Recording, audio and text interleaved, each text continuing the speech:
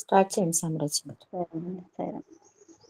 భగవాన్ సత్యసాయి బాబా వారికి సత్యం శివం సుందరం 4వ భాగం పఠనం చేసేందుకు నాకు అవకాశం ఇచ్చిన బాబా వారికి శతకోటి వందనం సమర్పించుకుంటూ, అలాగే ఈ యొక్క ఈ పఠన కార్యక్రమానికి ఈ గ్రూప్ సభ్యులైనటువంటి మల్లె లక్ష్మీరావు గారికి, వారి సతీమణి వరలక్ష్మ గారికి నా హృదయపూర్వక నమస్కారం తెలుపుకుంటూ, మన సభ్యులందరికి కూడా హృదయపూర్వక సాయిరాం. నిన్న సరస్వతి గారు చదివినటువంటి కొంచెం భాగంని కొంచెం మళ్ళా పునరావృతం చేసుకుంటూ ప్రారంభిస్తాను. సాయిరాం. స్నేహితులు సాధకులతో జరిగిన సమావేశంలో ప్రసంగిస్తూ ఎల్సి, నేను నా భర్త ఎవరూ ఊహించలేని అద్భుతమైన సమాచారాన్ని భారతదేశం నుండి తీసుకొచ్చాం.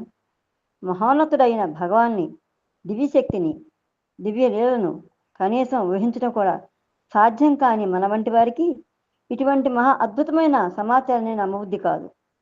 అద్భుత మహాన్వితుడైన ఈ దివ్య అవతారమూర్తి భూమినే కాక అనంతము వరకు గల లోకాలన్నింటినీ కూడా సంరక్షిస్తాడు. మద్రాసులో వాల్టర్ చనిపోయాడు, కానీ సాయిబాబా అద్భుతంగా అతనికి పునర్జీవితాన్ని ప్రసాదించారని చెప్పింది. అవును అంటూ ఎల్సివి చెప్పిన విషయాన్ని ధృవీకరిస్తూ వాల్టర్ మహాశయుడు మద్రాస్ కన్నమర హోటల్ చేరిన 2 రోజుల తర్వాత న్యూమోనియా సోకి తీవ్రమైన అస్వస్థతకు గురై మంచం పట్టాడు. ఊపిరి తీసుకోవడానికి కూడా చేతకాక అవస్థపడుతూ ఉండగా ఉండట్లుండి శారీరక వేదన అంతా నశిస్తూ నేను చనిపోయాను అని చెప్పారు వాల్టర్ మహాశయుడు. సమావేశాల్లో భక్తులైన ప్రతినిధులను భగవాన్ ఉత్సాహపరుస్తూ, మీకంటే తక్కువ అదృష్టం గలవారిని సేవించటం ద్వారా మీకు నాపై గల ప్రేమను వ్యక్తం చేయటానికి ప్రయత్నించండి. మీరు ఎంతగానో ఆరాధించే భగవంతుని ప్రేమించే ఇతర మానవులు కూడా భగవంతుని అంశాలే అని గ్రహించి మీ వనరులను, శక్తిని, నేర్పును అందరితో కలిసి పంచుకోవటానికి, కలిసి కృషి చేయటానికి ప్రయత్నించండి. సేవ అంటే ఏదో యథాలాపంగా మొక్కుబడిగా ఎవరి కోసమో చేయవలసింది కాదు. నోటి మాటలలో కేవలం సానుభూతి వరకపోసే విధంగాను, ఆడంబరం ప్రదర్శించడం కోసం చేసేది కాదు. సేవ అంటే అందరూ ఒక్కరి కోసము, ఒక్కరు అందరి కోసము అన్న సిద్ధాంతం వైపుకు ముందు అడుగు వెయ్యాలని స్వామి ప్రబోధించారు. పవిత్రమైన పండుగలను పరిహాసం చేయటం, మహానుభావుల కీర్తికి కళంకం ఆపాదించటం, దైవాన్ని దూషించడం ద్వారా మానవుని విశ్వాసాన్ని, దాతృత్వాన్ని, నిజాయితీని, నీతిని నిర్మించే సంఘాలని, ఆ వ్యక్తులని భగవాను మందలించారు. మానవుడు వైజ్ఞానికంగా ఉన్నత శిఖరాలను అధిరోహించినప్పటికీ తనను గురించి జ్ఞానం మాత్రం పొందలేకపోయాడు అన్నారు బాబా. మనం వైజ్ఞానిక విధంగా ఎంత ఎదిగినా కూడా మనం తన గురించిన జ్ఞానం మొత్తం పొందలేకపోతున్నాడు మానవుడు అని చెప్పారు స్వామి సలహా బాబా. ఈనాటి మానవుడు బలమైన కాళ్ళు ఉన్నా కుంటి నడక నడుస్తున్నాడు. లోపల ఆరోగ్యంగా ఉన్నప్పటికీ కూడా పిచ్చివాడి వలె ప్రవర్తిస్తున్నాడు. చురుకైన చెవులు ఉన్నప్పటికీ చెవిటి వాని వలె ఉంటున్నాడు. ఈ సంబంధమైన ప్రవర్తన నుండి అతనిని జాగృతి చేసి అతనిలో ఆత్మవిశ్వాసాన్ని కలిగించవలసిన సమయం ఆసన్నమైంది అని చెప్పారు బాబా. సేవా సంస్థల సభ్యులకు ఏ లేశమతమైన పాకిస్తాన్ పట్ల ద్వేషం, అపనమ్మకం మిగిలి ఉంటే అదంతా కూడా వాళ్ళు ఇళ్లకు వెళ్ళేలోగా తాము అక్కడ అనుభవించిన విశ్వ ప్రేమ వెల్లువలు తుడిచిపెట్టుకోవాలని, వారి ప్రేమ మాధుర్యాన్ని పంచుకోవడానికి మానవాళి యావత్తు ఆహ్వానింపబడాలని స్వామి బోధించారు. 1972 సంవత్సరం నూతన సంవత్సర శుభారంభ సందర్భంలో ప్రశాంతి నిలయ వాసులకు మద్రాసి సమావేశాల వివరాల గురించి వ్రాస్తూ, సమావేశాలు అందరినీ ఆనందాన్ని కలిగించాయి. కానీ ఆత్మ యొక్క అవసరాలను గుర్తించడంలో కంటే శరీరానికి సంబంధించిన ఆకలి దప్పులు తీర్చుకోవటానికి ఎక్కువ శ్రద్ధ చూపబడింది. ఆత్మల గురించి ఆకలి కొన్న వారికి భౌతికమైన ఈ క్షుత్పిపాసలు కేవలం తుచ్చమైనవిగా ఉంటాయి. ఆహారం తీసుకోవటంలో కాస్త వినయంగా మితంగా ఉండటం చాలా మంచిది. కానీ మద్రాసులో ఇది పాటించబడలేదని చెప్పి స్వామి వ్రాశారు. నైతిక విలువలను, నియమాలను, క్రమశిక్షణను పాటించడంలో ఎటువంటి రాజీని బాబా సహించరు. బాబా ఇంకా ఈ విధంగా వ్రాశారు: భౌతికమైన సుఖాలకు ప్రాధాన్యం ఇచ్చే చోట ఆనందం దొరకదు. తుచ్చమైన వ్యర్థ ప్రసంగాలు, క్రోధము, తిండిపోతనము, చాటుమాటు విమర్శలు, వదంతులు వ్యాప్తి చేయటము, ఒకళ్ళొకరు పొగుడుకోవటము సాధకులు ముఖ్యంగా ఎదుర్కోవలసిన శత్రువులు. ఈ క్షుద్రమైన విషయాలను జయించగలిగిన వారు స్వామి అనుగ్రహానికి పాత్రులవుతారు. ఈ అనుగ్రహాన్ని పొందుటకు కావాల్సిన అర్హత సంపాదించడానికి మీకు మరొక సంవత్సరం కాలం పట్టవచ్చు. కానీ పాత గోతుల మార్గం నుండి బయటపడి సనాతన ధర్మం ప్రబోధించు మార్గంలో పయనించడానికి ఈ రోజే నడుం కట్టి బయలుదేరాలని నిశ్చయించుకోండి అని ప్రబోధించారు బాబా. బాలుర కళాశాల 1972 సంవత్సరం మార్చి 16వ తేదీన వైల్డ్ ఫీల్డ్కు దగ్గరగా ఉన్నటువంటి బృందావన ప్రక్కన గల విశాలమైన స్థలంలో సత్యసాయి కళాశాలకు శంకుస్థాపన చేయబడింది. అనంతపురంలోని స్త్రీలకు కళాశాల రాగానే ఈ బాలుర కళాశాల భవనాన్ని కూడా సరిసాటి లేని అద్భుతమైన కట్టడంలా రూపొందేందుకు అవసరమైన ప్లాన్ని బాబావారే స్వయంగా తయారు చేశారు. జ్ఞానానికి పెన్నిదిగా, శాంతి సౌభాగ్యాలతో ఆ ప్రదేశమంతా తొలతూగే విధంగా ఆ కళాశాల రూపొందించబడింది. భారతదేశంలో విద్యా వ్యవస్థ ఇలా దిగజారిపోవటానికి చాలా వరకు తల్లిదండ్రులు, రాజకీయ నాయకులు, ఉపాధ్యాయులు బాధ్యులు అన్నారు బాబా. ఆధునిక మానవ జీవితంలో మిగతా అన్ని రంగాల్లో లాగానే విద్యా రంగంలో కూడా అప్పు తెచ్చుకున్న సిద్ధాంతాలు, దిగుమతి చేసుకున్న విధానాలు, అస్థిరమైన నిర్ణయాలు చోటు చేసుకొని నేటి విద్యా విధానాన్ని దిగజారిపోయేలా చేశాయి. అందరూ కూడా ఏదో ఒక సలహా చెప్పేవారో లేక విమర్శించేవారో తప్ప ఆదర్శంగా నిలబడగలిగేవారు ఎవ్వరూ లేరు. ఈ కళాశాలలో చదువుకున్న విద్యార్థులు భవిష్యత్తులో ఉపాధ్యాయులు, నాయకులు అయినప్పుడు కల్లోలభరితమైన ఈ మహాసాగరంలో ఒక్క తీరుగా సంతోషంగా సాగిపోగలుగుతారు. అన్యాయం, అసత్యం, దుర్మార్గం వంటి దుష్టమైన విషయాలు అభిమానింపబడటము, సహించబడటము కాకుండా అవి ఈ సంఘాన్ని నాశనం చేసే దుష్ట శక్తులుగా ఇక మీదట గుర్తించబడతాయి. సత్యము, న్యాయము, ప్రేమ, దయ వంటి సద్గుణములు త్వరలోనే ఈ భూమిపై నెలకొంటాయి. ఈ విద్యా విధాన్ని సంస్కరించడం వల్ల మాత్రమే ఇటువంటి పరిణామం సంభవిస్తుంది అంటూ బాబా తమ ప్రసంగంలో బోధించారు. ఢిల్లీలో స్వామి ప్రజలు 1972 సంవత్సరం మార్చి 25వ తేదీన 10 రోజుల పాటు పర్యటించడం కోసం బాబా ఢిల్లీ వచ్చారు. అక్కడ సమావేశాలలో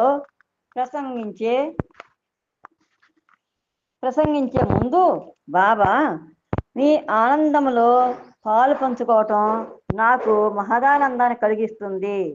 అనిర్వచనీయమైన భగవాన్ని దివ్య అనుగ్రహంతో అంతులేని ఆనంద పరవశాన్ని కలిగిస్తూ ఆ 10 రోజులు కూడా అతి త్వరగా గడిచాయి. ఢిల్లీ పర్యటన ముగించుకొని వచ్చిన తర్వాత ప్రశాంతి నిలయవాస సమావేశంలో తమ పర్యటన విశేషాల గురించి ముచ్చటిస్తూ బాబా, ఢిల్లీలోని నా వాళ్ళలో నా పట్ల అభిమానం ఎంతగా ఉందంటే విమానం దిగి కిందకు రావటానికి నాకు అరగంట పైగా పట్టింది. నా నివాసం వద్ద లక్షలాది ప్రజలు రాత్రనక పగలనక నా దర్శనం కోసం గంటల కొద్దీ వేచి ఉండేవారు. ఒక జట్టు వారు దర్శనం చేసుకుని వెళ్ళాక మరొక జట్టు వారికి దర్శనం పొందడానికి సాధ్యపడేది కాదు. మేడపైకి ఎక్కి అక్కడి నుండి ఆ జన సమూహానికి దర్శనం ఇవ్వవలసి వచ్చేది. దర్శనం వల్ల లభించే ఆనందం మీరట్, జలంధర్, పాటియాలా మొదలైన అనేక పట్టణాల ప్రజలను ఆకర్షించి భజన కార్యక్రమాలకు, ఉపన్యాసాలకు హాజరయ్యేలా చేసేది. ఢిల్లీ ప్రజలకు దర్శన భాగ్యం కలిగించడం కోసం వారికి నిరుత్సాహం కలగకుండా ఉండే విధంగా మధ్యాహ్నం మండుటెండ కాచే సమయంలో ఏప్రిల్ 1వ తేదీన కురుక్షేత్రం వెళ్ళి దర్శనం ఇవ్వటానికి అంగీకరించాను. అక్కడ విశ్వవిద్యాలయ ఆవరణలో గుల్జారీలాల్ నందా విద్యార్థులకు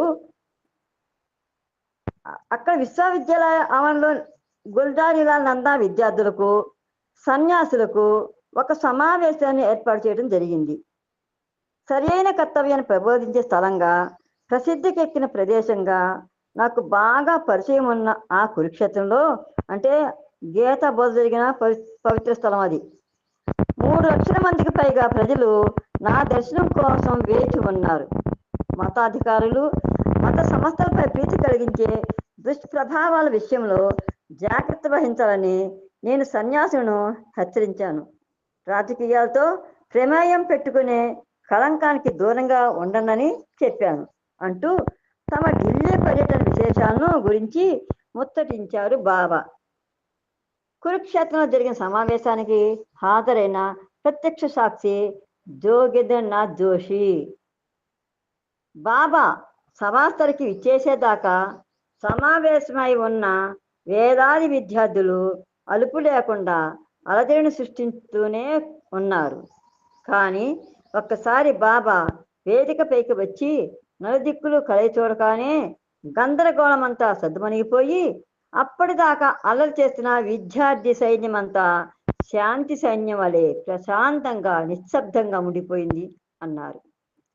బాబా దర్శనం ఢిల్లీ ప్రజల్లో కలిగించిన భక్తి ప్రపత్తులను చూచి ఆకర్షితుడైన అమెరికా దౌత్యాధికారి ప్రొఫెసర్ కీటింగ్ గ్రంథాలు చదవడం ద్వారా భారతీయ సంస్కృతి యొక్క పూర్తి ప్రభావాన్ని అర్థం చేసుకోవటం కానీ, వేద పురాణముల వంటి పవిత్ర గ్రంథాల యొక్క ప్రామాణికతను వివరించడం కానీ నేను చేయలేకపోయినప్పటికీ ఈ 20వ శతాబ్దం 7వ దశాబ్దంలో ఈ 5 అడుగుల వ్యక్తి దర్శనం కోసం 5 లక్షల మందికి పైగా స్త్రీ పురుషులు భారత రాజధాని అయిన ఢిల్లీ నగరంలో ఇలా తహతహలాడటం నాకు ఆ ప్రాచీన ఋషుల హృదయ స్పందన అనేమని వినిపింప చేస్తుంది అంటూ తన ఆశ్చర్య ఆనందాన్ని వెల్లడి చేశారు.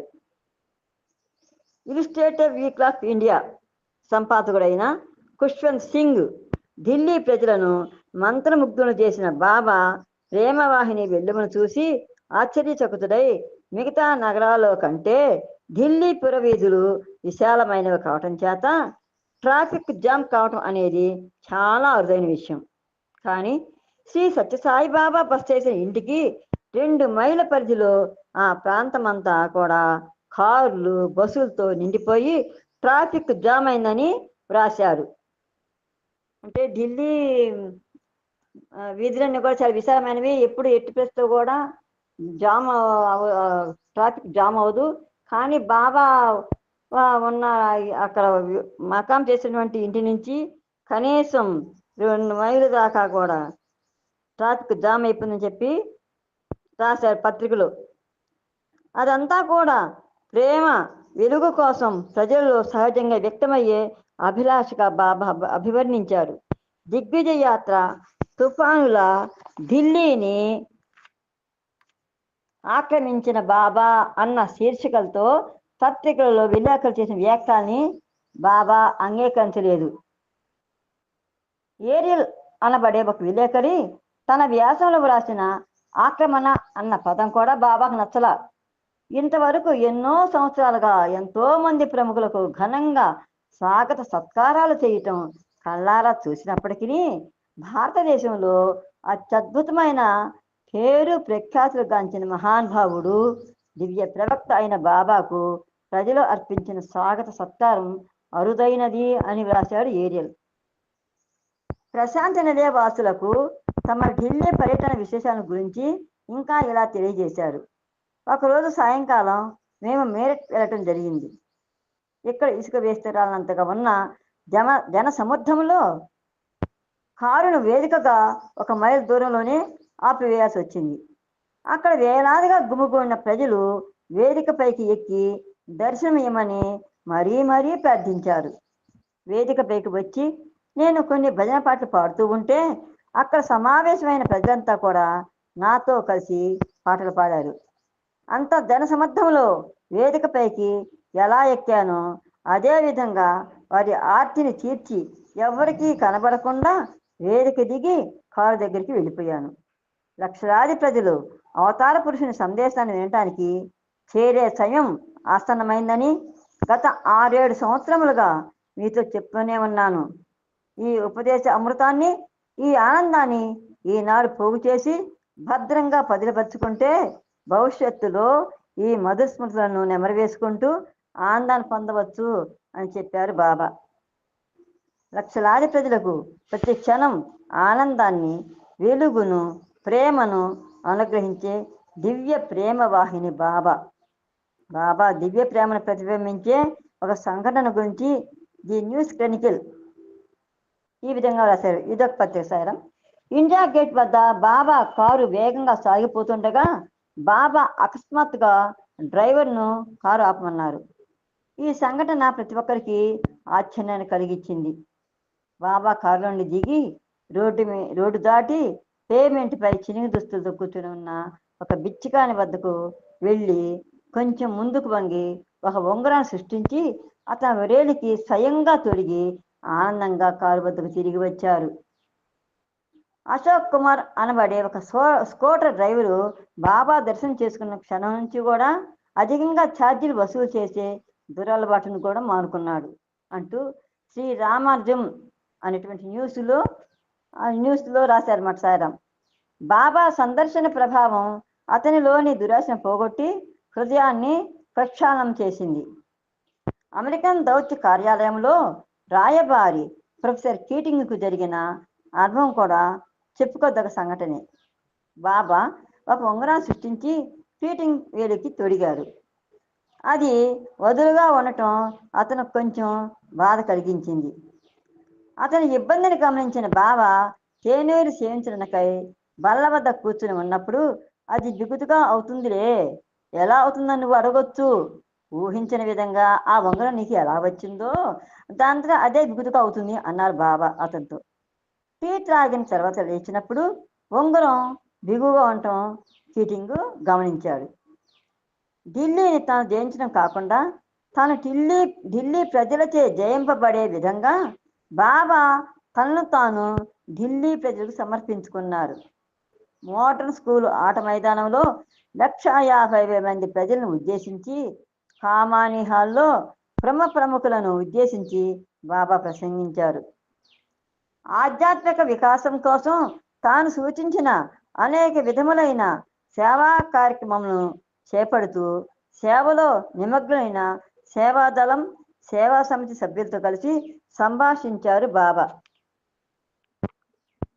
భగవంతుడు ఎక్కడో స్వర్గములో ఉండే క్రూడైన ప్రభువు కాడని, ఒక జీవిత విధానమని వక్ర బుద్ధిగా ఈ ప్రపంచానికి బోధించేందుకు మరో గొప్ప కార్యక్రమాన్ని ప్రారంభించాలని బృందావనికి తిరిగి వచ్చాక బాబా నిశ్చయించుకున్నారు.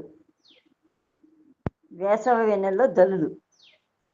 భారతీయ సంస్కృతి ఆధ్యాత్మికత గురించి బోధించి విద్యార్థులలో మానవత్వం, ప్రగాఢమైన విశ్వాసం, గౌరవం మొదలైన సద్గుణాలను ప్రతిష్ఠించేందుకోసమై 4 రోజుల పాటు వేసవి శిక్షణా తరగతులను నిర్వహించాలని బాబా నిశ్చయించుకున్నారు.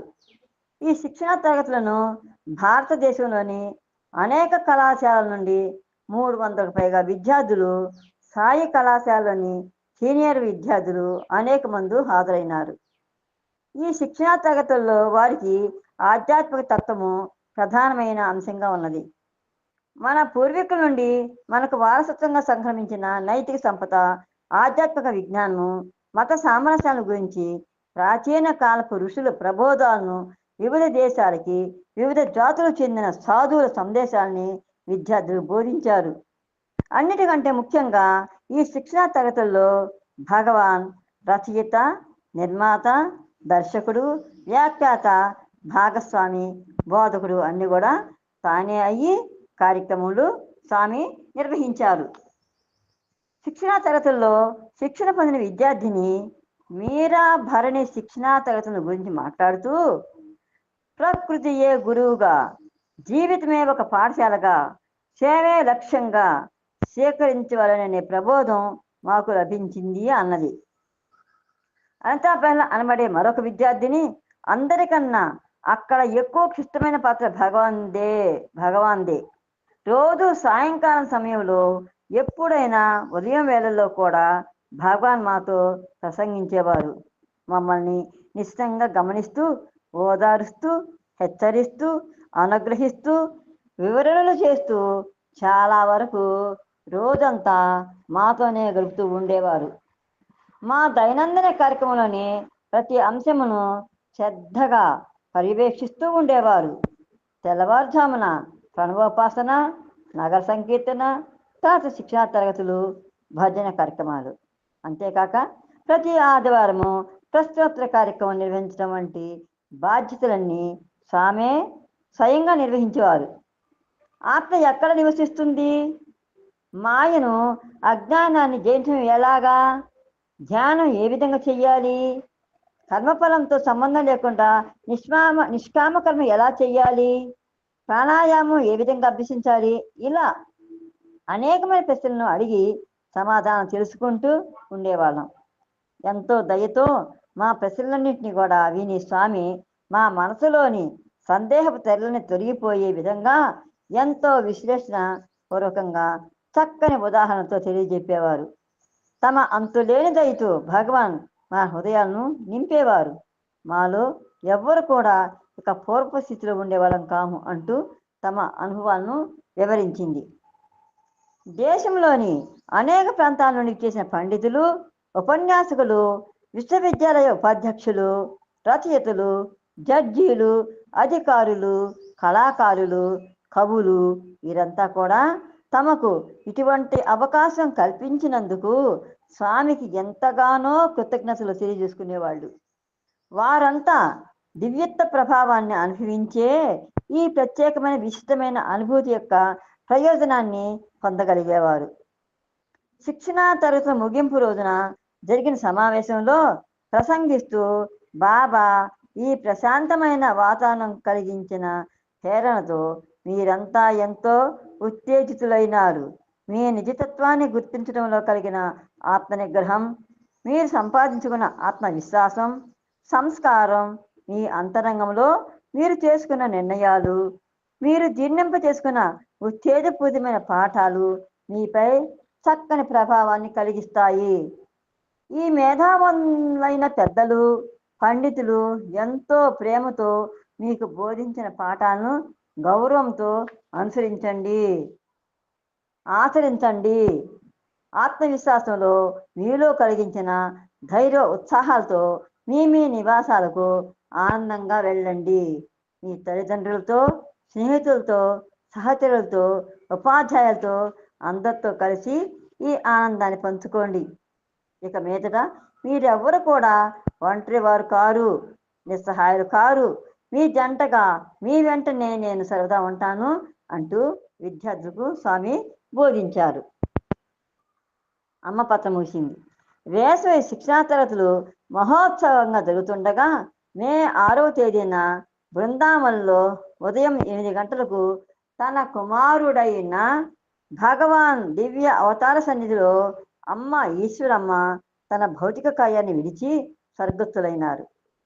ఆఖరి క్షణం వరకు కూడా ఆమె ఎంతో ఆనందంగా, ఆరోగ్యంగా, ఉల్లాసంగా గడిపారు.